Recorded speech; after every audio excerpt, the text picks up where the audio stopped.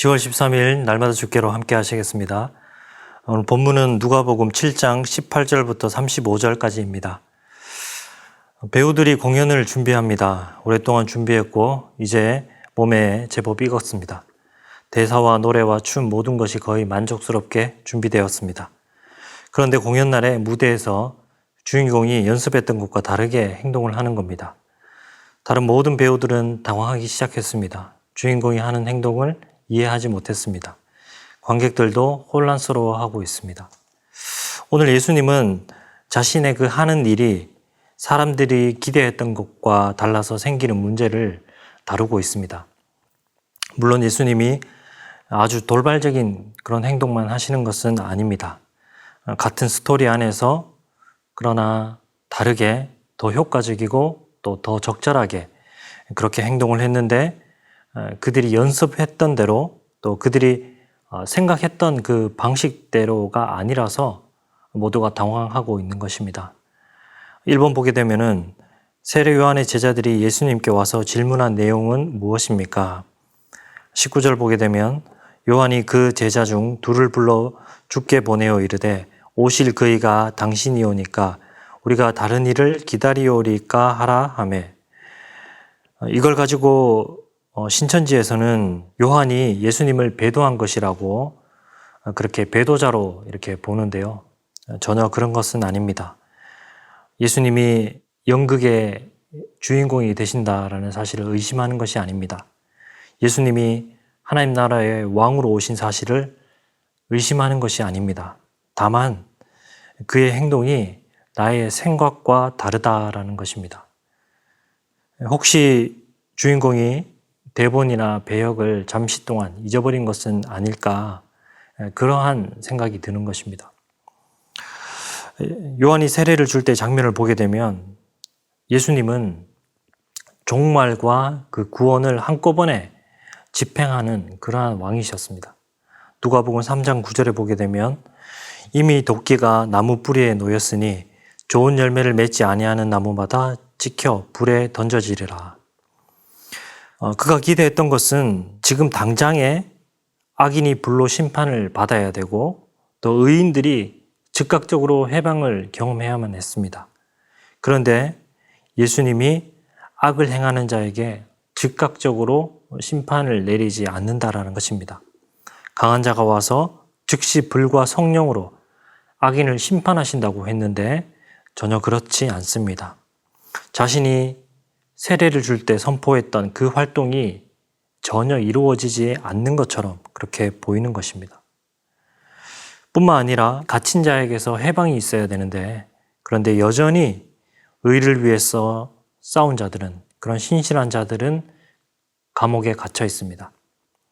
요한도 지금 감옥에 갇혀 있습니다. 요한은 당시 지도자였던 헤롯 안디바의 그 불법적인 결혼을 비난한 일로 인해서 옥에 갇혀 있습니다. 예수님께서 헤롯과 직접 대결하셔서 그를 왕좌에서 쫓아내시고 그리고 나를 감옥에서 꺼내줄 것이라고 이렇게 아마 생각을 했을 것입니다. 그러나 예수님은 전혀 어떤 선악간의 어떤 그런 세상을 심판하는 일에 관심을 보이지 않고 있습니다. 로마의 속국이 되고 또 포로가 된 이스라엘 백성은 여전히 그 상태에 머물러 있습니다. 과연 그 땅에 악인을 쫓아내시고 또 하나님 나라를 실현시킬 그 정치적인 왕으로서의 그 메시아, 그분을 기대했으나 예수님에게서는 그런 모습을 전혀 볼 수가 없었던 것입니다. 이에 대한 예수님의 대답은 22절입니다. 22절 보게 되면 예수께서 대답하여 이르시되 너희가 가서 보고 들은 것을 요한에게 알리되 맹인이 보며 못 걷는 사람이 걸으며 나병 환자가 깨끗함을 받으며 기먹은 사람이 들으며 죽은 자가 살아나며 가난한 자에게 복음이 전파된다 하라. 이것은 앞에 누가복음 8장과 또 9장에서 보여준 아프고 귀신 들리고 보지 못하고 일어서지 못하는 자를 치유하시는 그 예수님의 모든 사역의 요약이고 또 구약에서 메시아가 오셔서 하실 일이라고 그렇게 예언되었던 그러한 일입니다. 이사야서 곳곳에 기록되어 있는 회복에 대한 그 말씀의 종합입니다. 오늘 예수님은 세례 요한에게 이 자신의 말씀과 행적을 알려주라고 하십니다. 이것은 메시아가 심판을 집행하는 줄로 예상했던 요한의 기대와는 전혀 다르게 예수님은 먼저 그 하나님의 나라를 회복으로 실현시키고 있다라는 사실입니다. 예수님께서 심판하지 않으시는 것은 아닙니다. 분명 예수님은 심판하시는 심판주이십니다. 그러나 심판의 때는 그들의 생각과는 달랐습니다. 사람들의 생각과는 달랐습니다. 당장 모든 세상의 악을 심판하시고 또 세상을 뒤엎으셔서 그렇게 세상을 바꾸시는 것이 아니라 이 구원의 날이 도래했을 때에 예수님께서는 작은 회복을 시작하셔서 그 회복이 점차 커져가고 확장되고 번져가고 그리고 그 회복이 온 땅을 뒤엎는 그런 방식으로 구원이 임하고 계심을 보여주고 계시다라는 겁니다. 그리고 어느 때가 되면은 주님께서 심판하시는 겁니다. 그래서 하나님의 나라라는 것은 또 구원의 날이라는 것은 어느 날 갑자기 하늘에서 떨어지는 것이 아닙니다. 이 땅에 작은 겨자씨 하나가 오히려 심기는 것과도 같습니다. 그 겨자씨는 땅에 심겨져서 자라게 되고 후에는 또 풀보다 커져서 나무가 되고 공중의 새들이 와서 그 가지에 깃들게 되는 것입니다. 하나님의 나라라는 것은 그렇게 우리 가운데 임합니다. 이것이 바로 하나님의 나라가 임하는 방식입니다.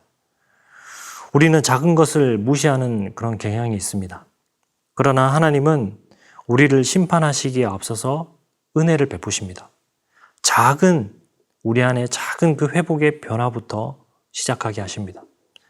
작은 마음의 변화와 작은 순종이 아무런 의미 없는 것이 아닙니다. 작은 것에도 하나님께서는 역사하고 계십니다. 때로는 우리의 생각보다 더 더딜 때도 있고 또 내 생각과 내 계획과 다를 때가 있습니다. 그러나 우리 안에 임한 하나님의 나라는 자랍니다. 그것은 생명이기 때문입니다. 사람들은 이렇게 예수님으로부터 시작되는 하나님의 나라를 보지 못했던 것입니다.